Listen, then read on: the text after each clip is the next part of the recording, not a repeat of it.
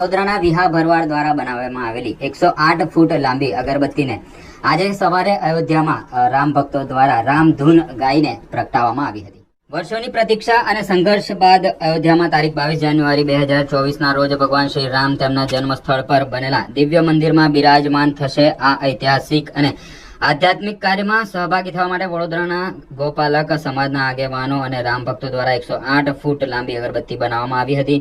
આ અગરબત્તી તારીખ 31 ડિસેમ્બરના રોજ બપોરે 2 વાગે વડોદરા દરજીપુરા પાંજરાપોળથી અયોધ્યા જવા રવાના થઈ હતી।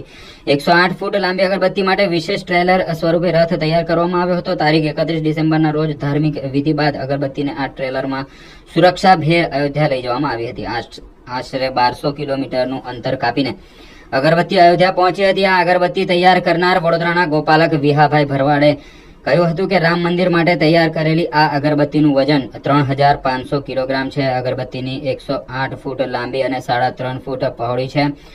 અગરબત્તીમાં ગુગ્ગળ, કોપરાનું છીણ, જવ, 280 કિલો તલ, તીર, ગીર ગાયનું શુદ્ધ ઘી, હવન સામગ્રી અને ગોળ ગાયના છાણની પાવડર ઉપયોગ કરવામાં આવ્યો છે। આ અગરબત્તી 47 દિવસ સુધી અખંડ ચાલશે। અગરબત્તીની તૈયારી કરતા 6 મહિનાનો સમય લાગ્યો હતો।